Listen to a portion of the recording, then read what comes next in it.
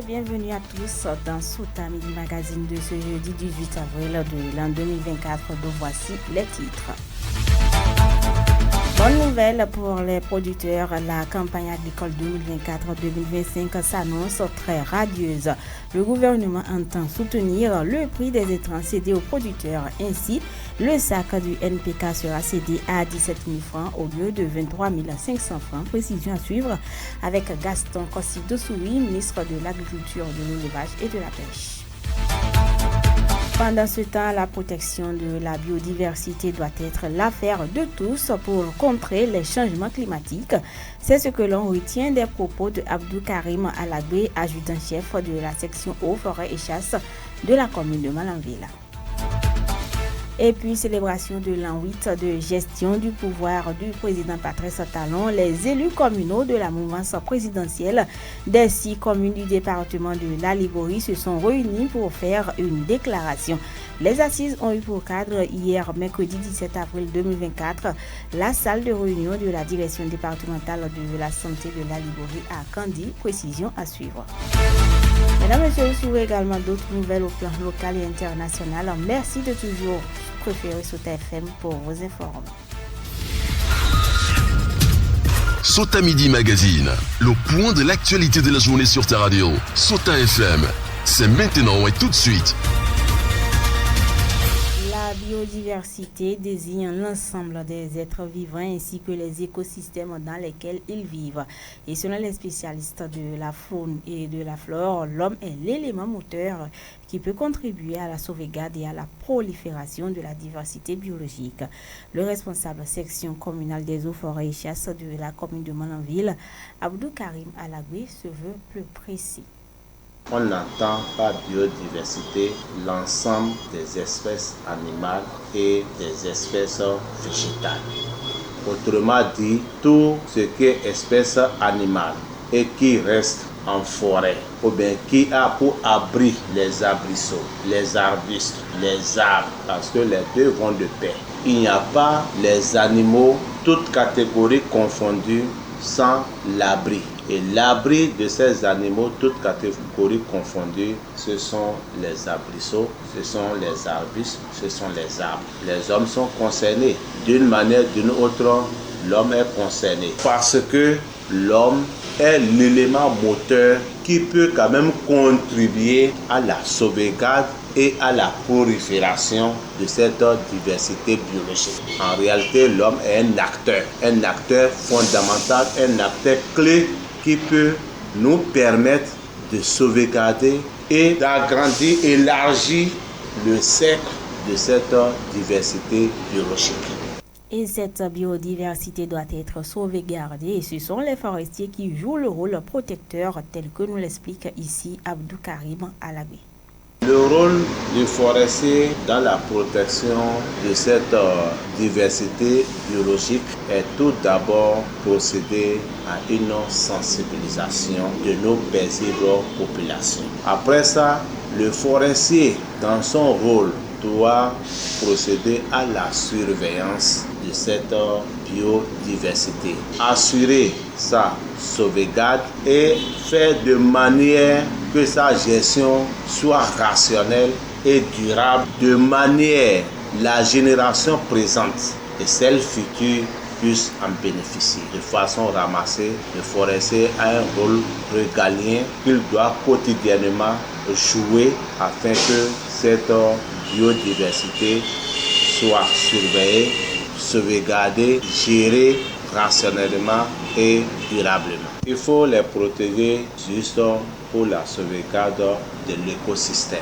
juste pour permettre à chaque maillon de la chaîne de jouer pleinement son rôle pour l'équilibre de notre cadre de vie. Chaque animal a son rôle qu'il joue, que ce soit les micros, que ce soit macro-organismes dans l'environnement, chaque maillon joue son rôle. Nos feuilles qui proviennent de nos arbres, ce sont ces micro-organismes qui effectuent un rôle de décomposition de manière à avoir de l'humus pour que nos sols soient fertiles afin que nous ayons de bons rendements. Par ailleurs, la sauvegarde de la biodiversité ne doit pas être l'affaire des forestiers seuls, mais plutôt de tous. C'est pourquoi l'adjudant-chef de la section eaux, forêts et chasse de Malanville prodigue quelques conseils aux populations tout en misant sur le reboisement. Abdou Karim Alagbé qu'on écoute. L'activité humaine nous amène à constater que le couvert végétal de la commune de Malanville en général est dangereusement dégradé. Chaque jour que Dieu fait, nous enregistrons des entrées de bois énergie pas possibles dans la commune. On ne permet même pas à l'arbuste de devenir arbre. À l'étape arbuste, on coupe, on va sécher. Quand ça s'achève, on amène au marché pour vendre. L'agriculture est là aussi. Je voudrais, à travers ce canal, exhorter les uns et les autres à assurer la sauvegarde, la protection de nos ressources végétales et forestières. Les formations végétales, les forêts, ce n'est pas seulement l'affaire du forestier, c'est l'affaire de toute l'humanité entière. Lorsque notre cadre de vie n'est pas stable, aucune activité ne peut se mener sur la planète Terre. Aucune, je dis, pour limiter ces catastrophes naturelles, c'est d'encourager, surtout dans la commune de Malanville, le reboisement. Si chaque citoyen de cette commune, pendant la campagne nationale de reboisement, peut mettre 1 voire 2 plants en terre, l'arroser, protéger et le suivre, je pense que la commune sera verdoyante et les différents temps de l'année ne seront plus à l'extrême. Campagne agricole 2024-2025, le gouvernement béninois annonce un soutien pour le prix des intrants cédés aux producteurs. Ainsi, face à la presse, le ministre de l'Agriculture, de l'Élevage et de la Pêche a annoncé que le NPK sera livré aux producteurs cette année à 17 000 francs le sac au lieu de 23 500 francs les années antérieures. Gaston Kossi-Dosoui. Le gouvernement préoccupé par la problématique de faire produire et de produire pour couvrir non seulement nos besoins, mais de générer des revenus pour les producteurs, a jugé bon aller à un soutien aux producteurs sur le prix des intrants, des engrais. Ce faisant, le NPK, toute formule, je rappelle, je dis toute formule parce que la formule coton n'est pas la même que la formule maïs. Le NPK, toute formule, qui nous revenait à 23 500 ou 24 000 le sac de 50 kg, sera cédé à 17 000. Et ce, dans toutes nos communes. L'urée nous est revenu à 19 500. Et aujourd'hui, le gouvernement a décidé de pouvoir le faire vendre à 15 000 le sac de 50 kg. Le KCL, son prix est maintenu à 14 000. Le SSP, 14 000. Tout ceci pour montrer, que nous devons rendre les prix soutenables par les producteurs, afin qu'ils puissent produire davantage. Quand vous parlez de riz, vous parlez de maïs, vous parlez d'ananas, vous parlez de palmier à huile, vous parlez de soja. Toutes ces spéculations ont besoin de certains types d'engrais. Le prix du coton graine conventionnel premier choix a également été fixé à 300 francs le kilogramme, tandis que celui du coton graine biologique est 360 francs le kilogramme. Gaston Kossi-Dosoui a apporté par ailleurs quelques explications à la polémique autour du SSP. On l'écoute. Le coton graine conventionnel premier choix sera cédé à 300 francs le kilo. Si c'est deuxième choix, 50 francs en moins. Le coton biologique, le coton graine biologique sera cédé à 360 francs le kilo. Premier choix. Le deuxième choix, 50 francs en moins. Mais à côté de tout cela, il y a un effort qui est fait par les égreneurs pour tenir la promesse d'avoir les fonds de fonction critique qui sont élevés à 13 francs par kilogramme et la réserve stratégique de 5 francs. De sorte que l'égreneur qui achète le coton graine paye 318 francs le kilo. Si dans d'autres pays, on vous dit que oui, ici on a vendu ça à 325, ici on a vendu à 320, 300, nous sommes à 318 francs le kilo de coton graine maintenant. C'est ça la réalité. Quand vous regardez la qualité de nos sols, qui s'acidifie de plus en plus, le SSP que beaucoup ont critiqué l'année dernière est un amendement important pour réduire la salinité de nos sols. C'est pour cela que dans la combinaison des formules à appliquer aussi bien sur le maïs, sur le soja que sur le coton, le SSP est présent. Il faut l'utiliser, surtout sur le soja, l'arachide et autres. Ça fait cracher les rendements. Le ministre de l'Agriculture, de l'Élevage et de la Pêche, Gaston Kossi-Dossouri, saisit l'occasion pour prodiguer quelques conseils pratiques aux producteurs. Suivez plutôt.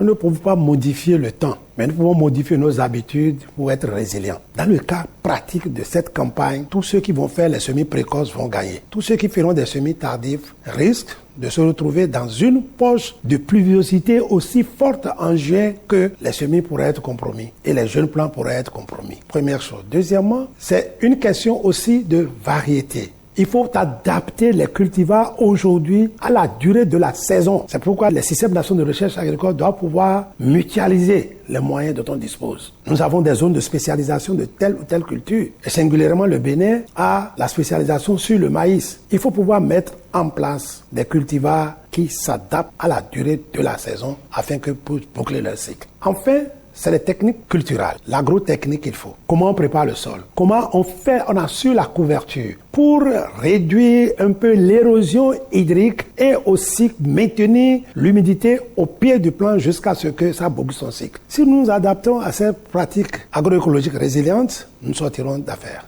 On parle politique à présent, célébration de l'an 8 de gestion du pouvoir du président Patrice Talon. Les élus communaux de la mouvance présidentielle des 6 communes du département de la Liborie se sont réunis pour faire une déclaration. Les assises ont eu pour cadre hier, mercredi 17 avril 2024, la salle de réunion de la direction départementale de la santé de la Liborie à Kandi. Ces élus des partis UPR et BR sous la présidence des 6 maires des communes de Malanville, Kandi, Karimama, Gorgounou, Banikwara et Segbana ont fait un point sur la mise en œuvre du programme d'action du gouvernement depuis 2016. Je vous invite à suivre un extrait de leur déclaration lue par Biosara Kotamou, maire de la commune de Banikwara.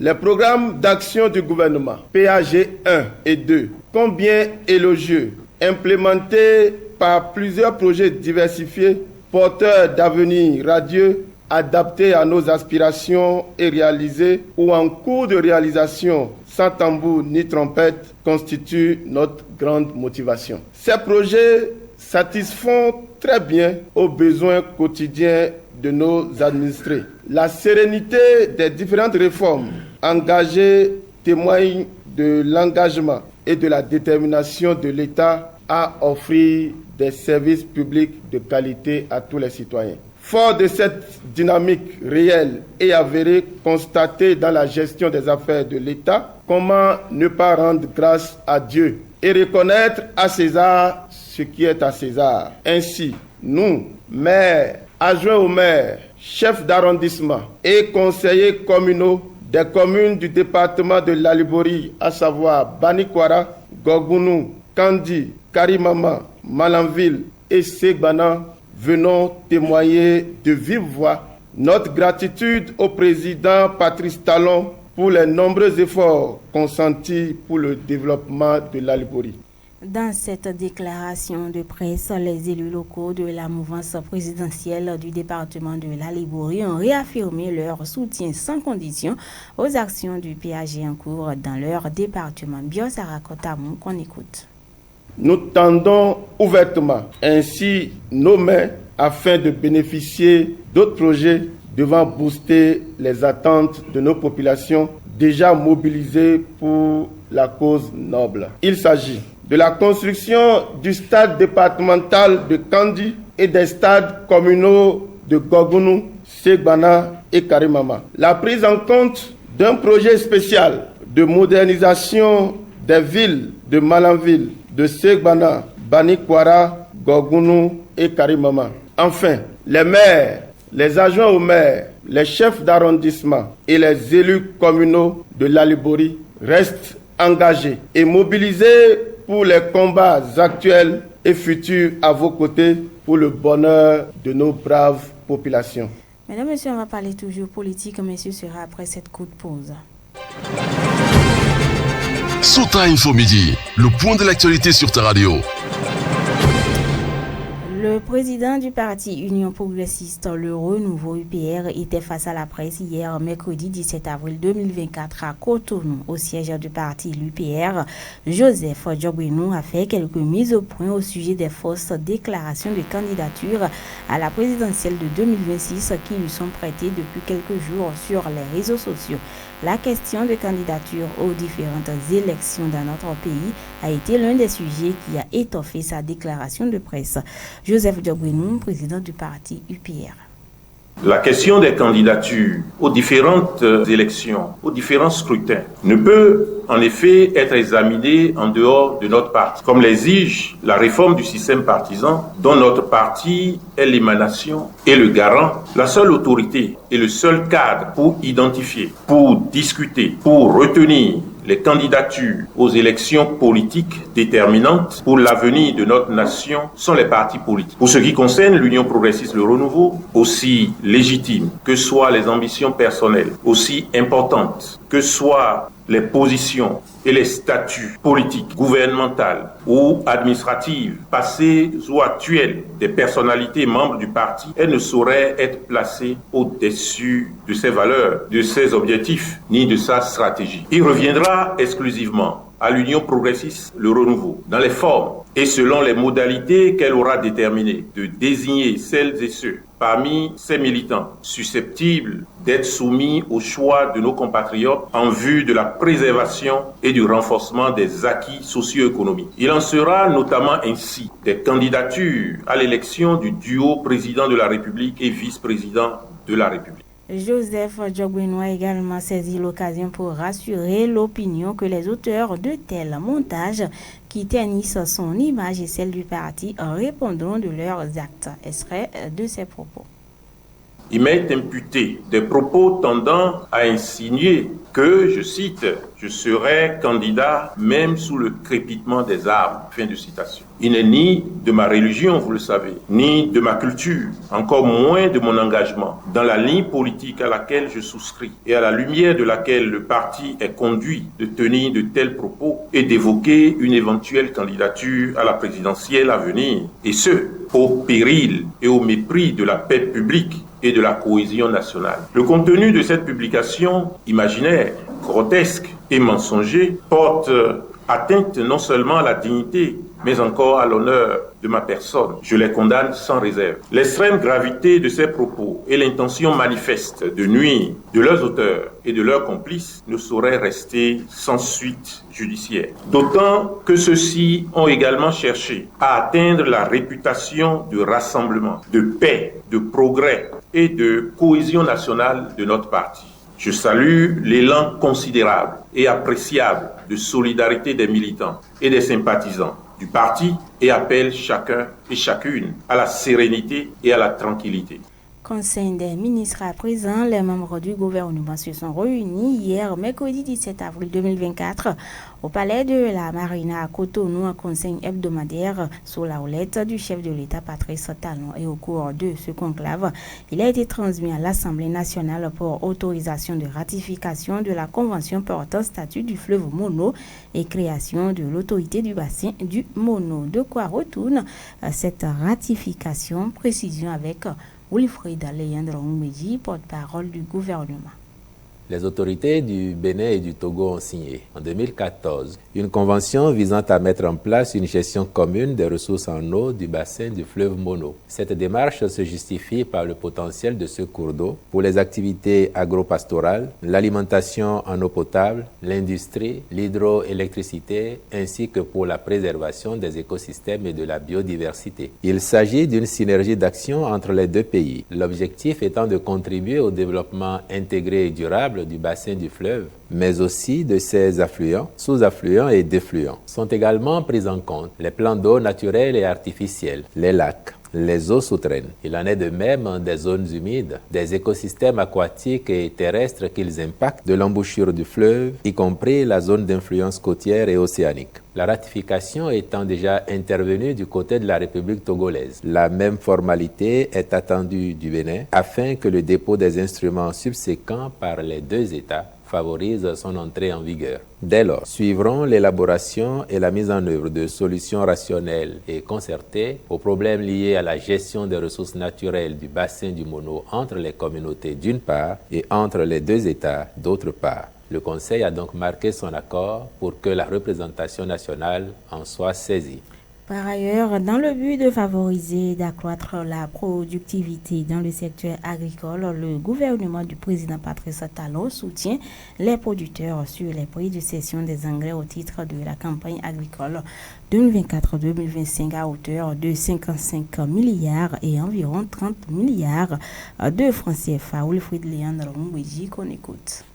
Le Conseil a autorisé la mise en place d'une subvention de l'État en soutien au prix de cession des engrais d'un montant total de 24 milliards 400 millions de francs CFA. Sur cette base, les engrais seront cédés respectivement comme suit. Engrais NPK toute catégorie à 340 francs CFA le kilogramme, soit 17 000 francs CFA le sac de 50 kg au lieu de 24 000 francs CFA. Engrais urée à 300 francs CFA le kilogramme, soit 15 000 francs CFA le sac de 50 kg au lieu de 19 500 francs CFA. Engrais SSP à 280 francs CFA le kilogramme, soit 14 000 francs CFA le sac de 50 kg. Engrais KCL à 280 francs CFA le kilogramme, soit 14 000 francs CFA le sac de 50 kg. Le ministre de l'Agriculture, de l'Élevage et de la Pêche veillera, en relation avec les différents acteurs, à la bonne application de ces mesures ainsi qu'à la disponibilité des engrais dans toutes les communes. En point 3, homologation des prix de cession des insecticides, herbicides et du prix d'achat de coton-graine aux producteurs au titre de la campagne agricole 2024-2025. Au titre de la présente campagne 2024-2025, les prix de cession des insecticides et herbicides aux producteurs ont été homologués en tenant compte de leur niveau lors de la campagne précédente. À cet égard, les insecticides seront cédés, selon le cas, à 4 800 francs CFA, 3 500 francs CFA ou 4 000 francs CFA le flacon pour le traitement de demi-hectare. Quant aux herbicides, ils seront vendus à 3 500 francs CFA le litre, 7 500 francs CFA le litre, 7 011 francs CFA le litre ou 8 000 francs CFA le litre selon qu'ils sont totaux, sélectifs ou sélectifs précoces. Hors de nos frontières, à présent, c'est avec Zulkifilou-Lona. Zulkifilou-Lona, bonjour. Bonjour, Pirata Povo. Au Sénégal, vous nous dites que Bassirou Diomaye Faye en Mauritanie pour sa première visite à l'étranger. Au Sénégal, Pirata Povo, le président Bassirou Diomaye Faye est attendu en Mauritanie ce jeudi 18 avril pour sa première visite officielle à l'étranger. Il rencontrera son homologue Ould Al-Ghazouani, une visite stratégique dans un pays voisin et frère du point de vue diplomatique et stratégique.